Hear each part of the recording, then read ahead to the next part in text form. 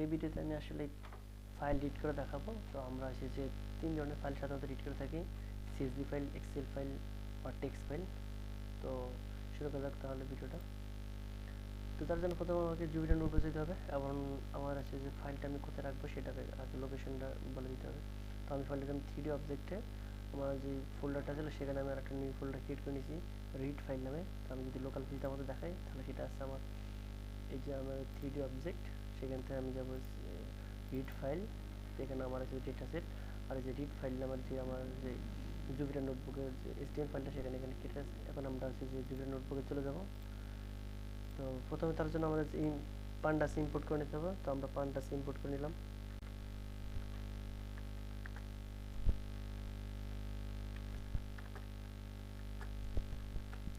আমরা এবার যে লোড করব, লোড হয়ে গেছে।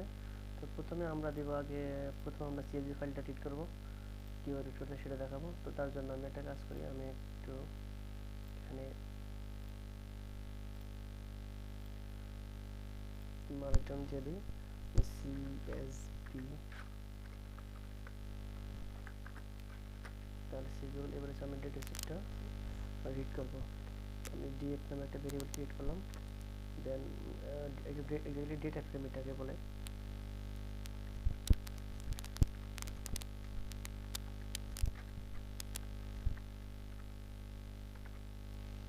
তো এটা হচ্ছে আপনার সিনট্যাক্স বা কীভাবে একটা ফাইল সিজবেল রিড করতে হয়। এখানে আমাদের হচ্ছে লোকেশনটা বা পাথটা দিতে হবে।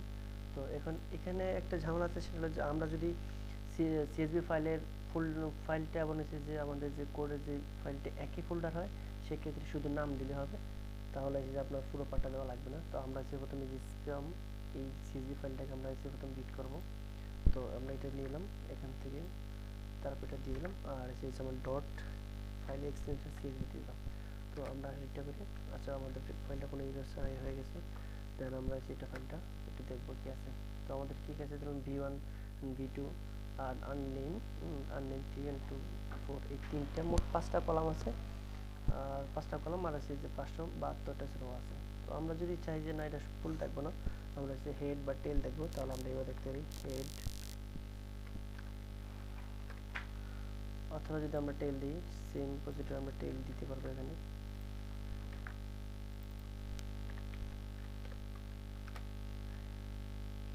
এটা হলো সিএসভি ফাইলে রিড করে, কীভাবে রিড করতে এই সিএসভি ফাইল। তবে এখানে কিছু প্রবলেম ফেস করায়, সেটা আমরা দেখবো। এখন যে আমরা যে সেম ফোল্ডার থেকে করছি, বাট আমরা যদি ডিফারেন্ট ফোল্ডার থেকে করি, তাহলে আমরা কোন প্রবলেমগুলো ফেস করবো। লাইক ধরা যায় আমি যদি আমার মেশিন এখান থেকে আমি আমার ডেটা সেটটা যদি করতে রিড করতে চাই, তাহলে আমাদের কি প্রবলেমটা ফেস করতে হবে তাহলে আমি দেখাচ্ছি। এই ক্ষেত্রে আপনাকে হচ্ছে ফুল পাথটা দিতে হবে, এই যে লোকেশন, এই লোকেশনটা ফুলটা আপনাকে কপি করব, দেন আমরা এখানে নিয়ে দিব। আমি এক কাজ করব, নতুন একটা ডেটা ফ্রেম ক্রিয়েট করলাম।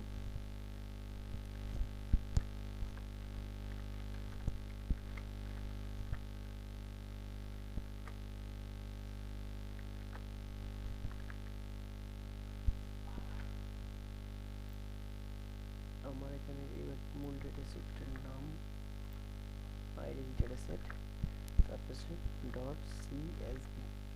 দেখুন আমাদের একটা ইরর দেখাবে, আমরা ইররটা পরে সলভ করার আগে আমরা রান করে দেখাচ্ছি। এই যে বলতেছে সিনট্যাক্সে বা এক্স্যাক্টলি ইউনিক কোড এরর। এই ফল্টটা দূর করার জন্য আপনি এখানে ডাবল ব্যাকস্ল্যাশ দিলে আপনার আশা করি ফল্টটা সলভ হয়ে যাবে।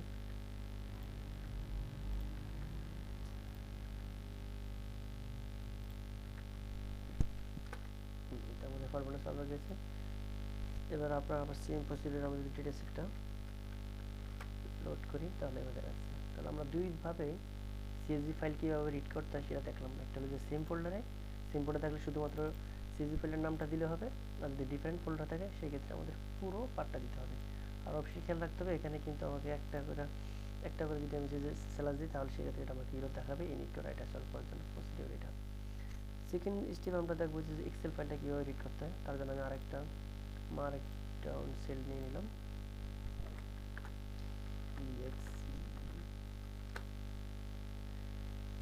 এটার জন্য আমাদেরকে কী করতে হবে, শুধুমাত্র আরেকটা ডেটা ফ্রেম নিলাম এবং সেখানে যে PD এখানে সিএসভি জায়গায় শুধু এক্সেল লিখলে হবে।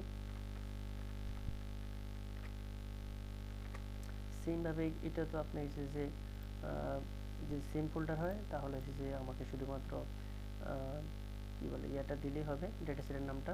আর যদি আপনার ডিফারেন্ট লোকেশন হয় তাহলে তো অবশ্যই লোকেশনটা হবে আপনার বলতে। তো এখানে যদি আমি এক্সেল ফাইল বলতে গেলে আমি টেস্ট যেই এক্সেল ফাইলটা এডিট করবো সেটা আমি দেখাচ্ছি।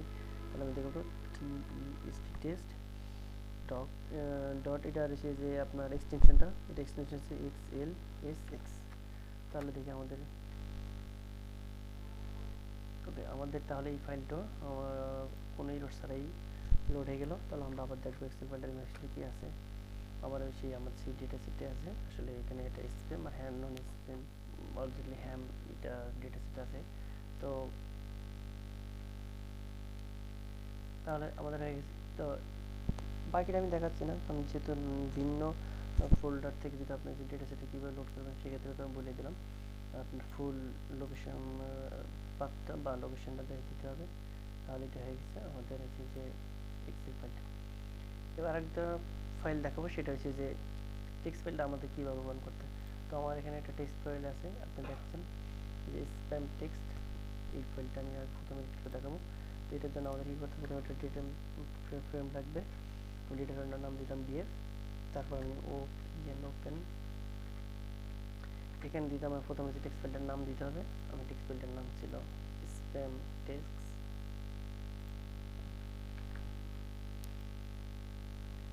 তারপর আপনাকে এটা এক্সটেনশনটা দিতে হবে txt টেক্সট, কমা দিয়ে আপনার এখানে কী করবো সেটা আমরা জানি, এটা দিতে হবে। আর দিতে আর মানে সে রিড করা। তারপর আমি যেটা ওপেন করব,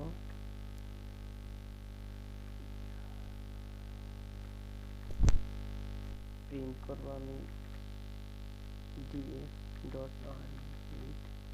তাহলে আমার আশা করি ফাইলটা রিড হয়ে যাবে। হ্যাঁ, এটা আমাদের ফাইলটা রিড হয়ে গেছে।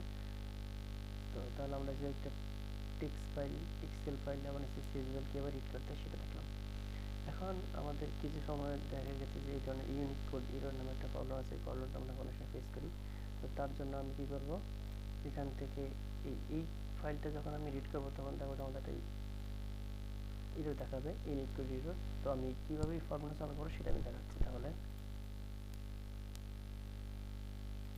তার জন্য আমি আগে ফাইলটার নাম নিয়ে, যেহেতু সেম ফোল্ডারে আছে,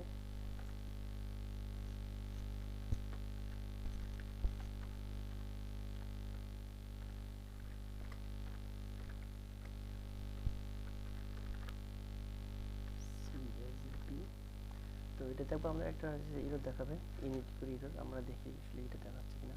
এই যে আমাদের ইউনিট কোড এরর দেখাচ্ছে। তো ইউনিক কোড এরর এই প্রবলেমটা আসলে দূর করবো আমরা কীভাবে সলভ করবো। তো তার জন্য আসলে কিছু করা লাগবে না। এখানে আপনি কী করবেন, রাইট বাটন প্রেস করবেন, প্রেস করার পরে ওপেন উইথ দিবেন। ওপেন উইথ যে নোটপ্যাড আসবে, সেখান থেকে আমরা ফাইলে যাব, সেভ এজে যাব, যার পরে এই যে এনকোডিং, এখানে যে আমরা UTF-8 সিলেক্ট করব, দেন সেভ দিব। বলতে যে আপনি এই ফাইলটাতে সেভ করবেন না, রিকোয়েস্ট করবেন, কিন্তু আমরা ইয়েস দিয়ে দেবো। তাহলে আমাদের ফর্মুলা সলভ হয়ে যাবে। এখন আমরা সেটা আবার লোড করব, দেখি আমাদের ফর্মুলা দেখাচ্ছে কিনা। ইয়েস, আমাদের ফর্মুলা সলভ হয়ে গেছে। তাহলে আমরা আবার সিম্পল এটা লোড দেবো, তাহলে আমাদের আসলে ফর্মুলা। আরেকটা এখানে আরেক ধরনের প্রবলেম পাবেন, ডেটা সেট আসলে এই ডেটা সেটগুলোতে দেখতেন যে সুন্দর আছে, প্রত্যেকটা কলাম বাই কলাম আছে সেপারেট। কিছু প্রবলেম আছে, কিছু ডেটা সিভি ফাইল এমন থাকে, আমি দেখাচ্ছি প্রবলেমটা আসলে কীরকম।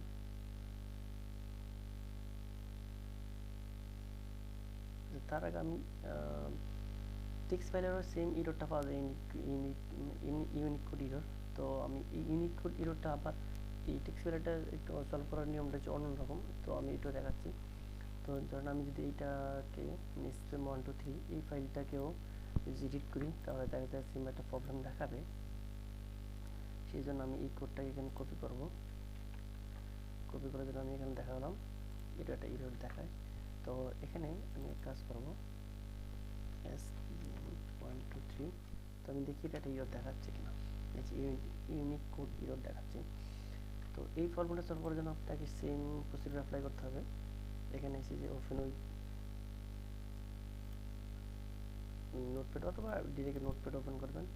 ওপেন করার পরে ফাইলে যাবেন, দেন সেভ এজ। এখানে আমরা সেভ করব আনসি। এখানে আনসি সেভ করলে আশা করি ফর্মুলা সেভ হয়ে যাবে, সম্ভব।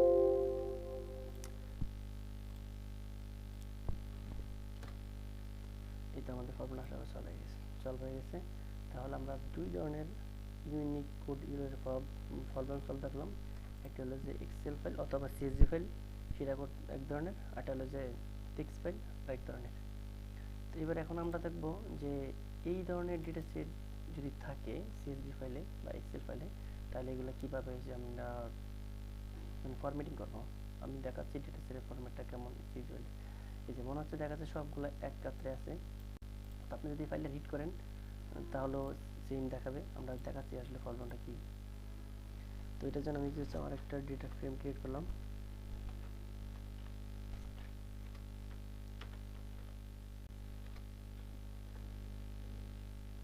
আমি ফাইলটার নামটা কপি করেছি,